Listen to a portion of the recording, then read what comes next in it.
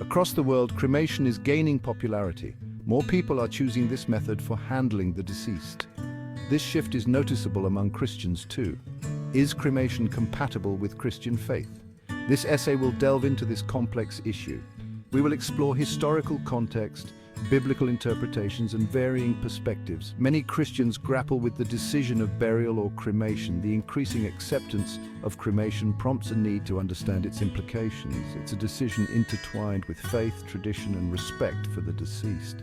This essay aims to provide clarity and insight for Christians navigating this sensitive topic.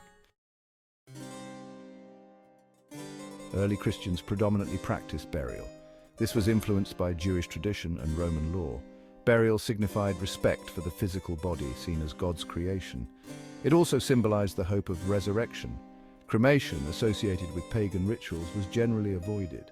However, historical practices were not always uniform. In certain periods and regions, cremation was more common. This was often influenced by practical concerns like epidemics or limited burial space. The historical context highlights the evolving nature of practices related to death and burial in Christianity.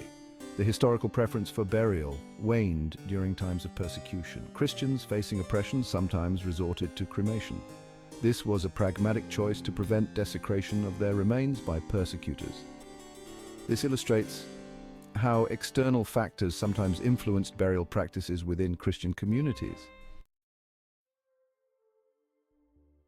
The Bible does not explicitly prohibit cremation.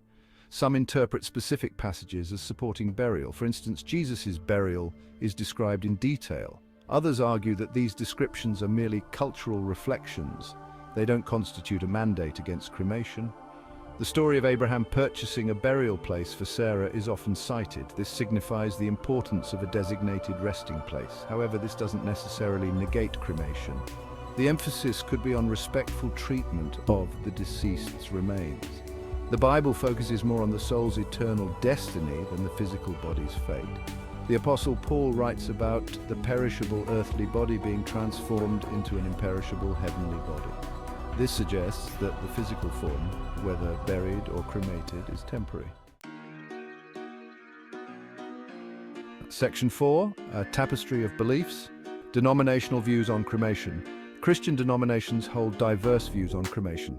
Some, like the Catholic Church, traditionally preferred burial. However, they've become more accepting of cremation in recent times. They emphasize that ashes should be treated with reverence and laid to rest in a sacred place. Protestant denominations generally have a more lenient stance.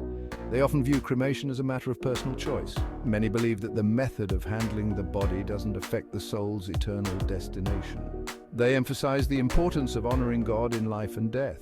Some evangelical groups hold strong views against cremation. They believe it contradicts the hope of bodily resurrection. They interpret certain biblical passages literally to support their stance. However, these views are not universally held within evangelicalism. Section 5, Beyond Doctrine, Culture, Choice, and Personal Conviction. Cultural factors significantly influence perspectives on cremation. In some cultures, cremation is the norm. It's seen as a practical and hygienic way to manage mortal remains. In other cultures, burial is deeply ingrained in tradition and social customs.